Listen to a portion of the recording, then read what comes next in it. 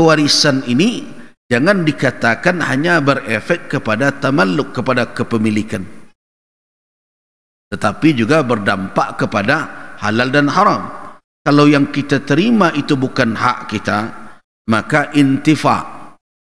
Jadi kalau haram kita menjangkau harta orang lain, maka dia tidak pernah menjadi hak milik. Ini misalnya, seseorang merasa mendapat warisan, padahal itu bukan hak dia. Apakah ketika diberikan oleh orang kepadanya, dengan kehebatan dia sekarang bisa pakai pengacara dan sebagainya, tapi dia tahu itu bukan hak dia, berarti dia jangkau dengan yang haram. Apakah masuk yang haram itu dalam kepemilikannya? Tidak. Itulah rumusan kaedah ulama yang harus kita catat penting-penting. Al-haramu la yadkhulu tahtal milik. Yang haram itu tidak pernah masuk di dalam kepemilikan seseorang.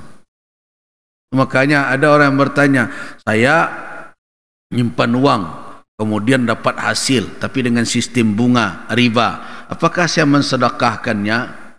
Tidak sedekah namanya itu.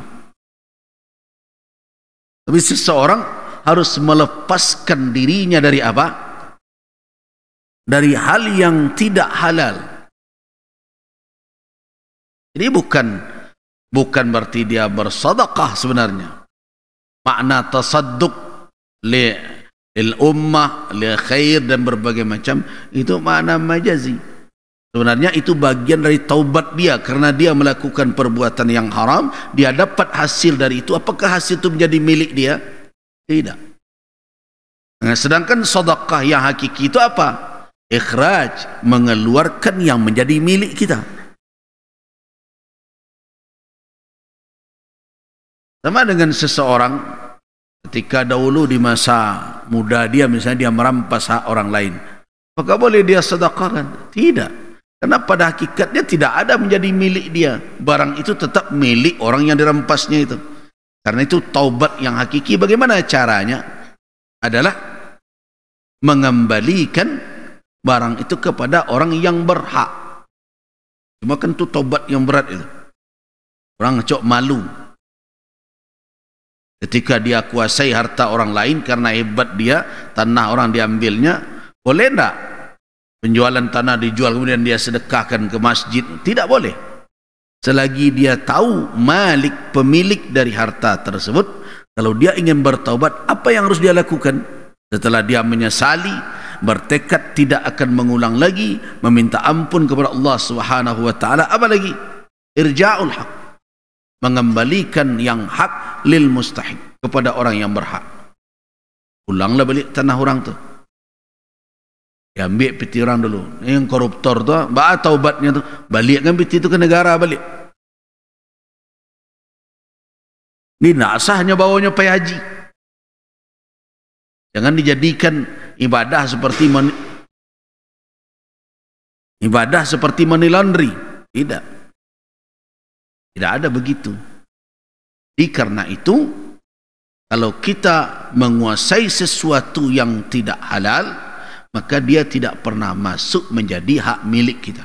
Walaupun itu saudara kita.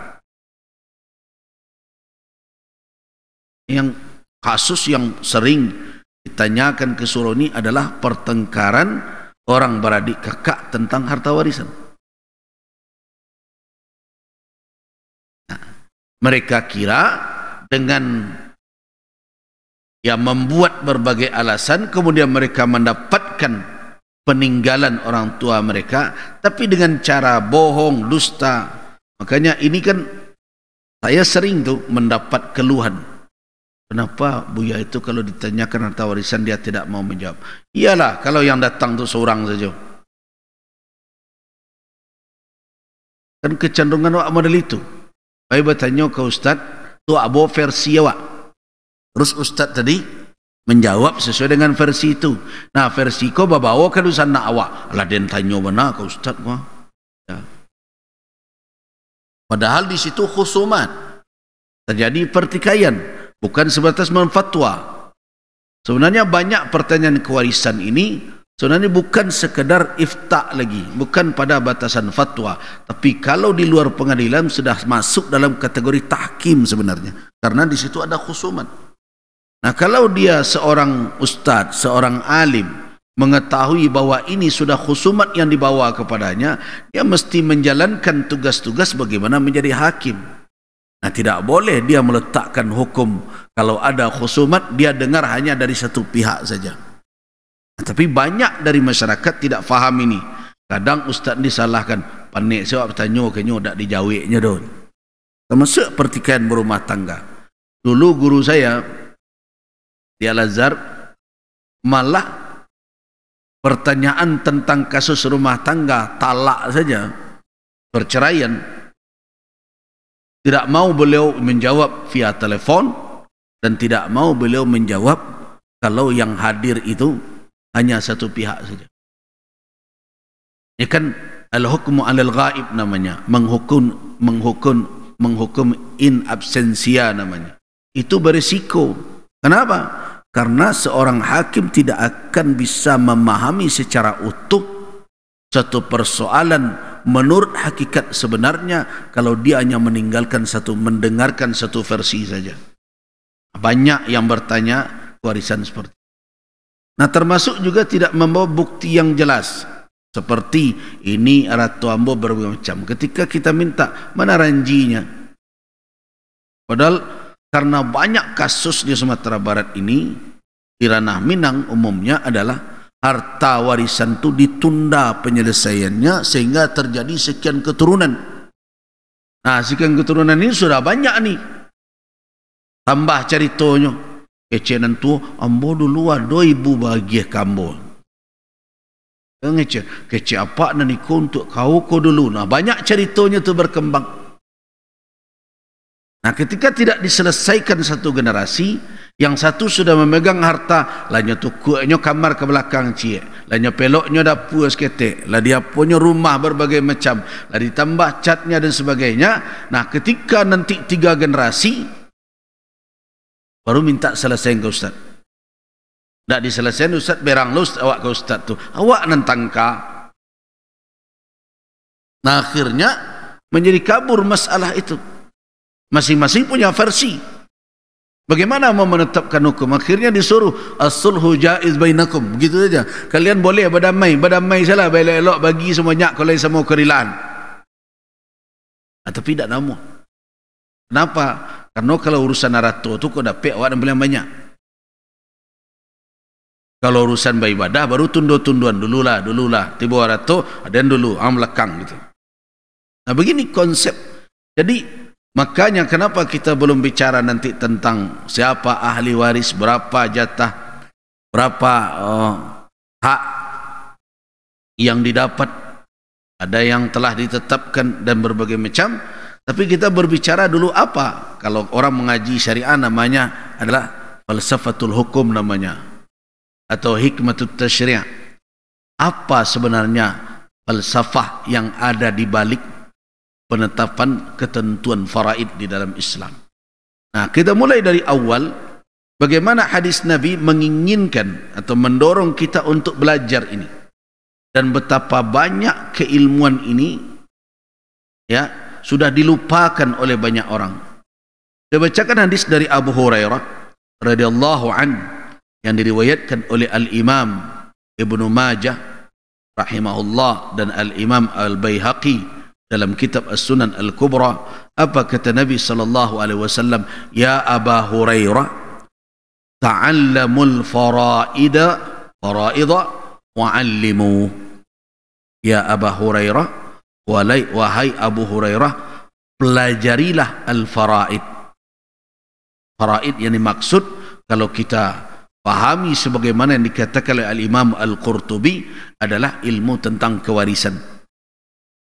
Ta'allamul faraidah wa'allimuhu, dan ajarkan ilmu itu kepada orang lain. Wa innahu nisful ilm, sesungguhnya al-faraid itu nisful ilm, separuh keilmuan. Wa huwa yunsa, dan dia akan dilupakan orang. Wa huwa awwalu syai'in yunza'u min ummati, dan dia adalah awal pertama keilmuan yang dicabut dari umatku. Jadi tidak banyak orang yang mengerti tentang ilmu faraid, apalagi sudah masalah-masalah yang rumit. Kemudian hadis yang diriwayatkan juga oleh Al-Imam An-Nasa'i dari Abdullah bin Mas'ud radhiyallahu an, Rasulullah sallallahu alaihi wasallam bersabda, "Ta'allamul Qur'ana wa 'allimuhu an-nasa wa ta'allamul fara'idha wa 'allimuhu an-nasa wa ta'allamul 'ilma wa 'allimuhu an-nasa fa inni maqbudun fa innal 'ilma sayanqus wa tazharul fitan hatta yakhtalifal ithnan fi faridatin la yajidani insanan yafsilu bainahuma." Begitu gawatnya ilmu faraid, semakin panjang umur dunia ini. Kata Nabi, pelajarilah Al-Quran dan ajarkan dia kepada manusia. Pelajarilah ilmu faraid, pembagian kewarisan, dan ajarkan dia kepada manusia. Wa ta'allamul ilma, belajarlah keilmuan. Allimuhun nasa, ajarkan kepada manusia. Fa inni maqbudun, saya pasti akan wafat, kata Nabi. Wa innal ilma sayanqus, dengan wafatnya beliau ilmu mulai berkurang, akan berkurang. Wa tazharul fitan, fitnah akan bermunculan. Hatta yakhtalifal isnan, sehingga dua orang akan bertikai fi faridatin, dalam suatu ketentuan faridah. La yajidani, tidak berdua ingin menyelesaikan, tetapi apa yang terjadi? Mereka tidak menemukan insanan, seorang manusia pun, yafsilu bainahuma, yang akan menyelesaikan, memutuskan perkara mereka berdua. Semakin hari semakin kabur. Nah, kata Imam Al-Qurtubi, setelah beliau meriwayatkan atau menampilkan hadis-hadis tersebut, beliau mengatakan, wa idza thabata hadha fa'lam anna al-fara'ida kana jull ilmi as-sahabah. Dari hadis-hadis itu, kata Imam Al-Qurtubi, dapat kita ambil kesimpulan bahawa ilmu faraid ini adalah ilmu yang mulia yang ada dalam genggaman para sahabat, dan wa'azim munazaratihim, diskusi-diskusi mereka yang terbesar ada dalam keilmuan ini.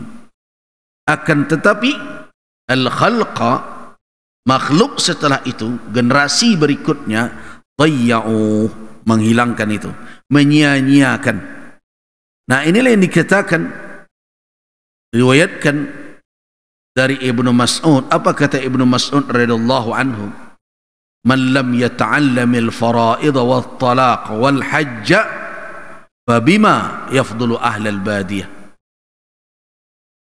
Kalau ada orang yang tidak mau belajar tentang apa? Tentang faraid, tidak mau belajar tentang talak, tidak mau belajar tentang haji, kira-kira apa kelebihan dia dari orang-orang Badui yang ada di perkampungan sana? Sebenarnya keunggulan. Kalau ada orang nama so jadi orang kota, kelebihannya di masa dahulu kan, orang Badiah itu adalah orang yang tinggal di perkampungan. Ada orang yang tinggal di mudun, di kota-kota. Apa keunggulan mereka? Mereka belajar ilmu faraid. Mereka belajar tentang talak.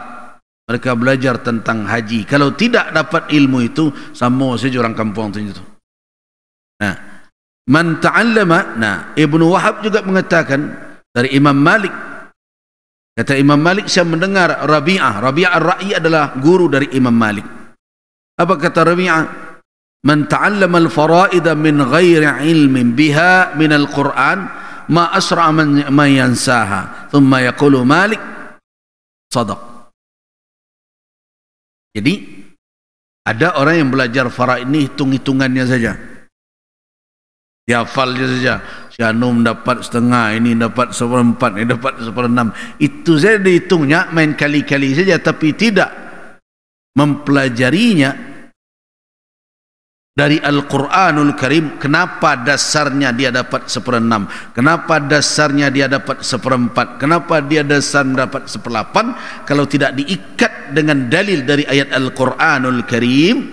Apa kata Rabi'a ar-ra'yi ma asra'a ma yansah. Alangkah cepatnya nanti dia melupakan itu. Nah, kata Imam Malik, wa sadaq, benar itu. Abu Hurairah juga meriwayatkan hadis sebagaimana yang dinukilkan oleh Imam At-Tirmidzi, "Ta'allamul Qur'an," kata Nabi, belajarlah Al-Qur'an, wal faraida, ilmu faraid, 'allimun nasa, dan ajarkan itu kepada manusia, kepada orang banyak, fa inni maqbudun, ya pasti akan wafat, akan meninggalkan umat ini, kata Nabi sallallahu alaihi wasallam. Abdullah bin Amr bin Al-As juga meriwayatkan dari Rasulullah sallallahu alaihi wasallam sebagaimana diikhrajkan oleh Imam Abu Daud, al-ilmu thalatha, ilmu itu ada 3, wa ma siwa dzalik fahuwa fadl. Selain yang 3 itu keutamaan, ilmu tambahan lah kira-kira, dan ilmu dan inti 3. Yang pertama adalah ayat muhkamah, ayat muhkamat dalam Al-Quran, ketahuilah itu. Yang kedua adalah sunnatun qa'imah, sunnah Nabi yang tegak menjadi hujjah. Artinya Al-Quran, sunnah, kemudian apa lagi? Faridah adilah, fardu faraid yang adil, yang diimplementasikan. Jadi ilmu itu 3. Lebih dari itu adalah tambahan. Nah, karena itu jelas sekali di antara keilmuan yang disebutkan oleh Rasul sallallahu alaihi wasallam menjadi spesialisasi dari sahabat Nabi sallallahu alaihi wasallam, jelas Nabi menunjukkan di antara sahabat beliau yang mumpuni dalam keilmuan ini. Dan nampak memang dalam perjalanan hidup para sahabat itu, mereka orang-orang yang sangat peduli, fokus dengan keilmuan ini. Seperti Umar bin Al-Khattab. Makanya nanti ada persoalan-persoalan yang disebut dengan Umariyah namanya. Begitu juga Utsman ibn Affan, Zaid ibn Thabit, Abdullah ibn Mas'ud radhiyallahu anhu. Ini adalah tokoh-tokoh sahabat yang punya kepakaran dalam keilmuan ini. Bahkan kalau ada sahabat lain yang menjawab perkara faraid, mereka tidak jarang meminta, coba kalian rujuk kembali kepada orang ini. Di antaranya Ibnu Mas'ud. Dan ingatkan kisah Abu Musa Al-Asy'ari ketika berbicara tentang kewarisan dari cucu dari anak laki-laki dan lain-lain sebagainya. Coba tanya Ibnu Mas'ud, ternyata berbeda fatwa Ibnu Mas'ud dengan Abu Musa. Kembali orang yang bertanya, ya Abu Musa, kata Ibnu Mas'ud, kalau dia ikut fatwa engkau, celaka dia. Kata Abu Musa, kalian yang salah. Aduh Ibnu Mas'ud, kalian tanya-tanya kambo gitu ya. Itu menandakan bahwa mereka mengakui ini adalah para sahabat yang punya keahlian. Nah, kalian yang salah. Kenapa?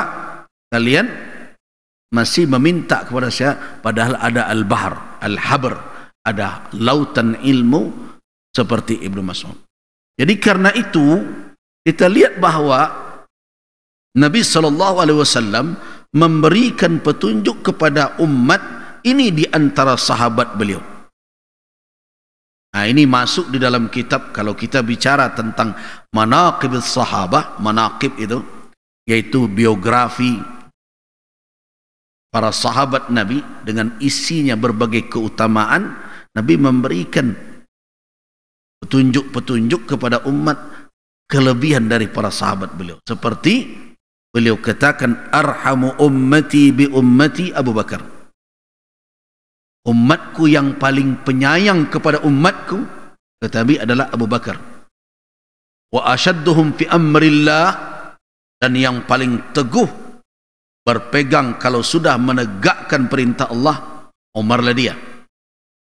Wa asdaquhum hayaan, dan orang yang paling pemalu dan paling jujur dengan sikap kepemaluannya itu siapa? Utsman ibn Affan. Wa aqra'uhum li kitabillah, orang yang paling qari dengan kitab Allah Ubay bin Ka'ab. Wa afraduhum, dan yang paling alim dengan ilmu faraid Zaid bin Thabit. Zaid bin Thabit. Wa a'lamuhum bil halali wal haram Mu'adz bin Jabal. Dan yang paling tahu, yang paling alim tentang halal dan haram, siapa dia? Mu'adz bin Jabal. Ala, kata Nabi, wa inna likulli ummatin aminan. Ketahuilah, setiap umat ini ada aminnya. Amin itu apa? Kalau bahasa administrasi dan amin itu sering disebut bendahara. Ya, orang yang tempat menitipkan amanah, orang yang paling amanah kalau dititipi sesuatu, setiap umat itu ada. Fa inna amina hadhil ummah Abu Ubaidah bin al-Jarrah. Aminnya umat ini adalah Abu Ubaidah. Nah, ini adalah riwayat yang dinukilkan oleh Al-Imam At-Tirmizi tentang fadail, keutamaan para sahabat yang kita sebutkan tadi. Nah, Muhammad ibn Shihab Az-Zuhri, pakar ahli hadis, pakar hadis dan ahli hadis, dan beliau adalah yang diamanahkan untuk menghimpun hadis-hadis Nabi oleh Umar bin Abdul Aziz. Beliau berkata, "Lau halaka Utsman wa Zaid fi ba'd az-zaman la halaka ilmul faraidi." Seandainya wafat binasa Utsman dan Zaid bin Sabit tadi itu, ya sudah, binasa pula lah ilmu faraid. Laqad ata 'ala an-nasi zamanun wa ma ya'lamuhuma ghairuhuma. Wa ma ya'lamuha ghairuhuma. Akan tiba suatu masa kelak, suatu zaman kepada manusia ini tidak ada yang mengetahui ilmu faraid selain orang berdua itu. Nah, artinya apa? Inilah kedudukan ilmu ini, sangat penting, dan sepatutnya setiap kita memahami keilmuan ini setidaknya secara, mungkin tidak secara mendalam, tapi yang terkait. Kalau tidak tahu, maka sesegera mungkin untuk menuntutnya agar jangan tersalah di dalam menyikapi persoalan-persoalan